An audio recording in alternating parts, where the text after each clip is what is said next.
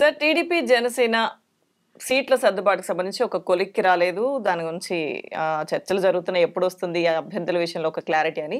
So, ఈ నేపథ్యంలోనే ఆ విషయాన్ని ఒక కొలిక్కి తీసుకొచ్చేందుకు ఏదైతే టీడీపీ అధినేత చంద్రబాబు నాయుడు రా కదలిరా పేరుతో సభలు నిర్వహిస్తున్నారో వాటికి కొంత బ్రేక్ ఇచ్చారు సార్.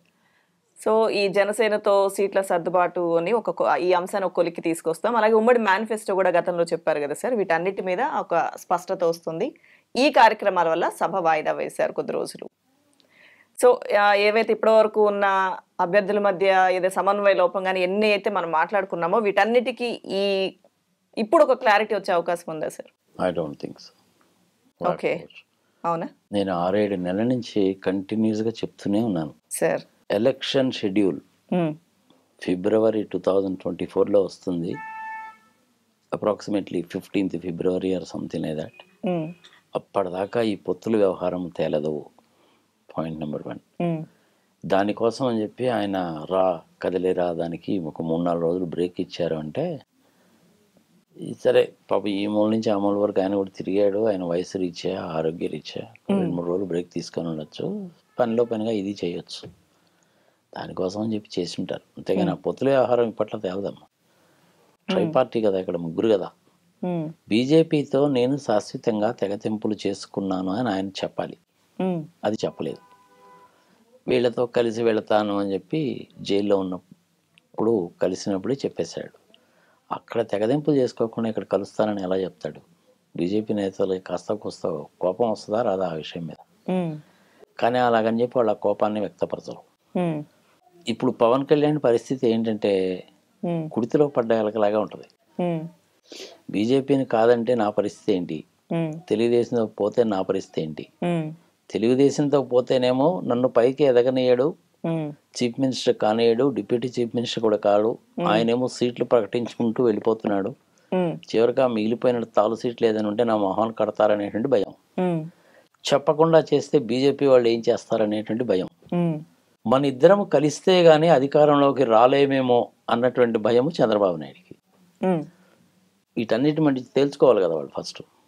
సో అల్టిమేట్గా జరగబోయేది ఏంటంటే నాకు తెలిసినంత వరకు బీజేపీ ప్లస్ జనసేన వాళ్ళు పెట్టేటువంటి ప్రపోజల్కి చంద్రబాబు నాయుడు ఒప్పుకోడు.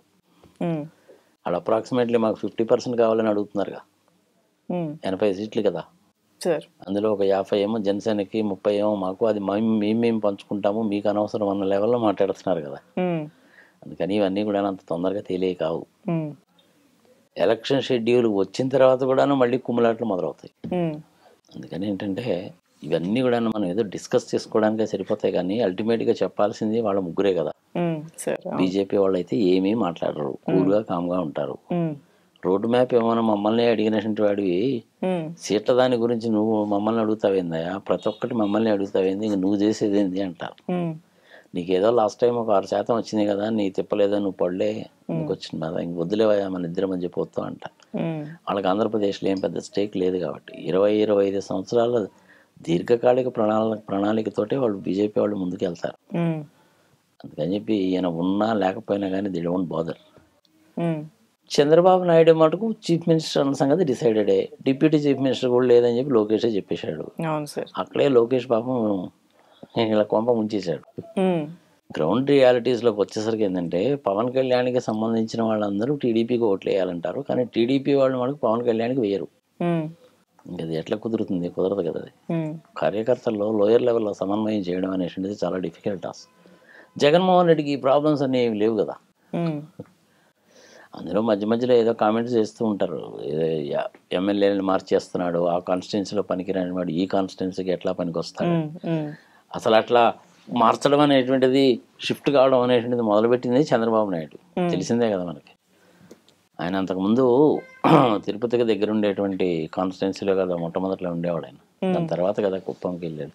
ఆ కాన్స్టిట్యున్సీ పేరేంటో నాకు టక్మని చెప్పి గుర్తు రావట్లేదు నాకు అది.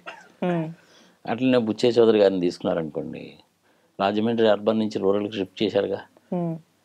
సో మార్పులు చేర్పులు వీళ్ళు చేస్తేనేమో మేము కరెక్టే చేసాం, అది బ్రహ్మాండమైన స్ట్రాటజీ అంటారు. అదే పని జగన్మోహన్ రెడ్డి చేస్తేనేమో దుమ్మెత్తిపోస్తారు. సార్ చంద్రబాబు ప్రజల మటుకు చాలా విఘ్నులు. చంద్రగిరినా సార్ గతంలో చంద్రగిరి చంద్రగిరి నుంచే కదా. ఒకసారి ఓడిపోవడం కూడా జరిగింది కదా. ఓడిపోయిన తర్వాతే కదా ఆయన కుప్పం పారిపోయాడు. సరే పారిపోయాడు అనే మాట ఎందుకు అనాలి, కానీ మనము కుప్పంకి వెళ్ళాడు, అక్కడి నుంచే ఉన్నాడు. ఈసారి కుప్పం సీటు కూడా బాగా టైట్ గానే ఉందంట.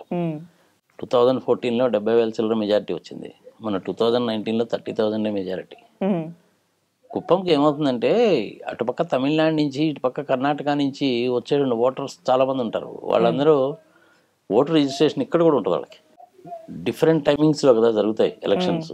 సారీ, అక్కడ ఓటింగ్ ఏం చేస్తారంటే Form 7 సబ్మిట్ చేసి మళ్ళీ ఇక్కడికి వచ్చి రిజిస్ట్రేషన్ నేర్చుకుంటారు. వాళ్ళందరికీ అక్కడ ఇల్లు ఉంటాయి. అందుకని వాళ్ళు ఇక్కడ కూడా ఓటేస్తుంటారు. సో అక్కడ ఓటేస్తారు, ఇక్కడ ఓటేస్తూ ఉంటారు. అలాంటి ఓటర్స్ చాలామంది ఉన్నారని మొన్న ఎలక్షన్ కమిషన్ వాళ్ళు రికగ్నైజ్ చేసిన తర్వాత 30,000 ఓట్ల దాకా తీసేశారు. ఇప్పుడు ఓటర్స్ ఎంతమంది అంటే ఆంధ్రప్రదేశ్లో అప్రాక్సిమేట్లీ 4,08,00,000 మంది. సో అందుకని వీళ్ళ పొత్తులు, జిత్తులు, కత్తులు, చంద్రబాబు చాణిక్యం ఇవన్నీ ఇలాగే జరుస్తూ ఉంటాయన్నమాట. నిరంతర ప్రక్రియ అనమాట ఇది. అంతేగాని ఎంత తొందరగా తేలేగావు, పెట్టేగావు. ఒకవేళ తేలినా కానీ అల్టిమేట్గా పాపం పవన్ కళ్యాణ్కి నష్టమే కానీ లాభమే ఉండదు. అందుకనే కదా మనం ఇంతకుముందు కూడా వీడియోలో చెప్పుకున్నాం కదా, ఎందుకయా బాబు నీకు ఈ బాధలని ఒక 50 సీట్లలో ఇండిపెండెంట్గా పోటీ చేస్తాం సరిపోద్ది, 5, 6 వస్తాయి, తర్వాత అవే పెరుగుతాయి, నీకంటూ నువ్వు నిరూపించుకొని చెప్పాంగా. మనం చెప్పినటువంటి మాట అయితే మన సలహా అంటూ చెప్పాము, నాకు తెలిసినంత వరకు చెప్పాను. వినడం వినకపోవడం అనేది వాళ్ళ ఇష్టం.